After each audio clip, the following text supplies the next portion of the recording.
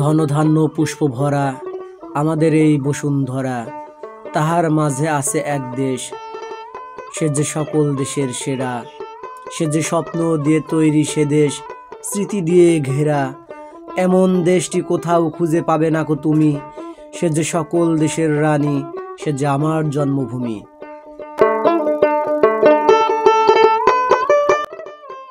রক্ত শিমুল তপ্ত পলাশ দিল ডাক, সুনীল ভোরে কিংবা ও শিমুল বন দাও রাঙিয়ে মন। গ্রাম মানেই মুক্ত আকাশ আর অপার শান্তি। নিঃশ্বাস নিতে সবুজের সৌরভে ফিরে যায় গ্রামের কোলে। হাতছানি দেয় শিমুল বন, হাতছানি দিয়ে ডাকে আমারে লাল আভাযুক্ত সৌন্দর্য ঘেরা প্রকৃতি। শিমুল আর পলাশ গাছে ফুটেছে রঙিন ফুল, ফুলের পাপড়ি ছড়িয়ে গ্রামের মেঠোপথকে করে দিচ্ছে রঙিন। প্রস্ফুটিত ফুলে পুরো এলাকা এক অপরূপ রূপে সজ্জিত হয়ে ওঠে। বসন্তের পাতাবিহীন ন্যাড়া ডালে আগুনের লেলিহান রক্ত আভায় শোভিত হয়ে দাও দাও করে জ্বলছে শিমুল ফুলের সৌন্দর্য। রক্তরাঙা লাল আভায় জড়ানো শিমুল। ঋতুরাজ বসন্তে যদি শিমুল পলাশ না ফুটত, তাহলে বসন্তের কোনো আলাদা সৌন্দর্য থাকতো না। বসন্তের সৌন্দর্য ম্লান হয়ে যেত।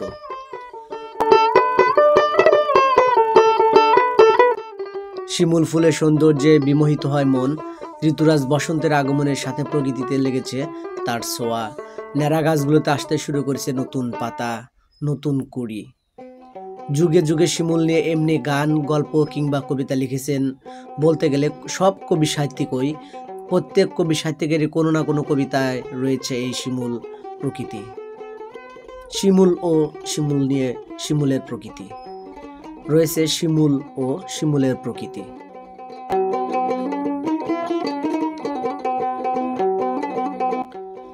বাংলাদেশের প্রায় সব অংশেই শিমুল ফুলের দেখা মেলে। গ্রামে গঞ্জে ফুল অযত্ন আর অবহেলায় বেড়ে ওঠে। তারপরও এই শিমুলের কদর কমে না, বরং বাড়তে থাকে। গীতিকার সাইফুল ইসলামের ভাষায়, হলুদিয়া পাখি সোনারি বরণ, পাখিটি সারিল কে। কেউ না জানিল কেউ না দেখিল, কেমনে পাখি দিয়া যে ফাঁকি, উইরা গেল হায় চোখের পলকে, পাখিটি সারিল কে। তেমনি ন্যাড়া গাছে রক্ত বর্ণে রঞ্জিত লাল আভায় শোভিত শিমুল ফুল আর এই ডাল থেকে ওই ডালে উড়ে বেড়ানো হলুদিয়া পাখির সৌন্দর্যের অপরূপ সৌন্দর্যে হারিয়ে যায় মন প্রকৃতির সান্নিধ্যে। বারবার প্রকৃতি বারবার হাতছানি দেয় মাটির টানে মাটির কাছে ফিরে আসতে।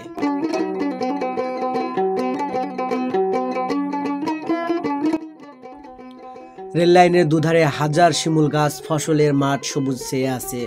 মৃদুমন্দ হাওয়া বইছে, ভেসে আসছে শিমুল ফুলের ঘ্রাণ। কোথাও টুকটুকে লাল, কোথাও হলুদ, কোথাও কমলা বা কোথাও অল্প লাল। দেখে মনে হয় কে যেন এক মুঠো রং ছড়িয়ে দিয়েছে চারপাশে। প্রকৃতির এই রং রূপ বৈচিত্র্যের কারণ ঋতুরাজ বসন্ত।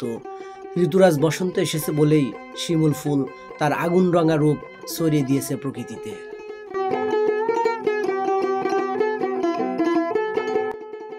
আমাদের প্রিয় সিরাজগঞ্জের উল্লাপাড়ার ঘাটিনা ব্রিজ থেকে সলপ স্টেশন পর্যন্ত 3 কিলোমিটার লম্বা রেল লাইনের রাস্তার দুপাশে দেখা মেলে অসংখ্য শিমুল ফুলের গাছ।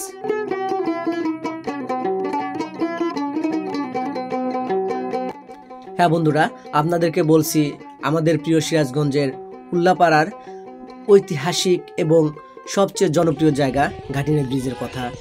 উল্লাপাড়ার ঘাটিনা ব্রিজ থেকে সলপ স্টেশন পর্যন্ত 3 কিলোমিটার লম্বা রেল লাইনের রাস্তার দুপাশে দেখা যাবে অসংখ্য শিমুল ফুলের গাছ, অসংখ্য শিমুল ফুলের মেলা এবং ফুলেরা দিয়ে হাতছানি দিয়ে ডাকছে বারবার, ফিরে আসো, ফিরে আসো প্রকৃতির মাঝে, ফিরে আসো শিমুল ফুলের কাছে।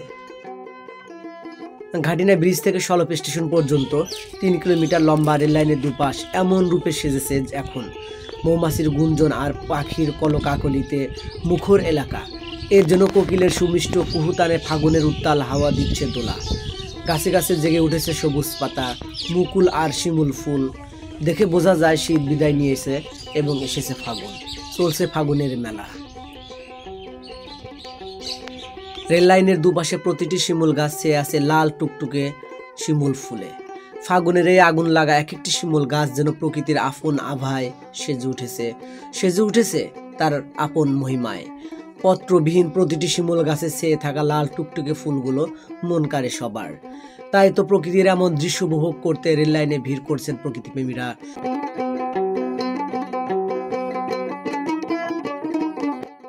সিরাজগঞ্জের বিভিন্ন জায়গা থেকে দূর দূরান্ত থেকে ছুটে এসেছে প্রকৃতিপ্রেমীরা, দর্শনার্থীরা, যারা প্রকৃতিকে ভালোবাসে, যারা বারবার ফিরে আসতে চায় প্রকৃতির কাছে। আর এমনিভাবেই দর্শনার্থীরা চলে এসেছে এই শিমুল বন উপভোগ করতে ঘাটিনা ব্রিজ এলাকায়। শিমুল তুলা চাষের পাশাপাশি অপার সৌন্দর্যে ভরে ওঠে এলাকা। শিমুল গাছ থেকে আমরা শিমুল তুলা এবং সৌন্দর্য দুটোই পেয়ে থাকি।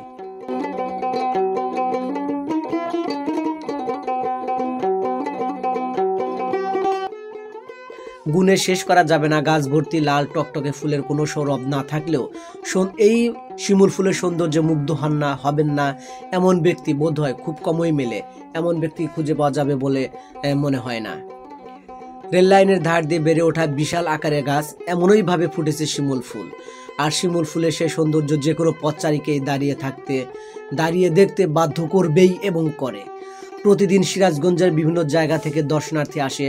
পথচারী সহ দর্শনার্থীদের নজর কাটছে সবুজের মাঝখানে লাল হয়ে ফুটে থাকা শিমুল ফুল। পাশাপাশি বসন্তের ছোঁয়ায় গাছে গাছে নতুন সবুজ পাতা, সবুজাব দৃশ্যে মন জুড়ে যায় দর্শনার্থীর। তারা পিক তুলে, ভিডিও করে, শর্ট ফিল্ম করে, শ্যুট করে। এভাবেই তারা এই যে আগুনডাঙ্গা পলাশের প্রকৃতি ছড়িয়ে দিচ্ছে বিশ্ববাসীর সামনে, ছড়িয়ে দিচ্ছে বাংলার আনাচে কানাচে, ছড়িয়ে পড়ছে সারা বাংলায়। এমন অপরূপ দৃশ্য দেখতে আসা সিরাজগঞ্জ সরকারি কলেজের শিক্ষার্থী সুসি আপু গ্রাম বাংলাকে জানান, শিমুল ফুলের সমারোহ দেখতেই শহর থেকে বন্ধু বান্ধবীদের সঙ্গে করে নিয়ে এসেছেন ঘুরতে। তিনি এসেছেন, এখানে আসা পরে তার মন খারাপ ছিল এবং তিনি আমাদেরকে আরও জানান তার মন খারাপ থাকার কারণে তিনি এখানে ঘুরতে এসেছেন এবং আসার পরে তার মনটা অটোমেটিক্যালি ভালো হয়ে যায় এবং তিনি প্রকৃতির প্রেমে পড়ে গিয়েছেন। তিনি বলেন যে মানুষের প্রকৃতিতে ঘুরতে বের হওয়া উচিত।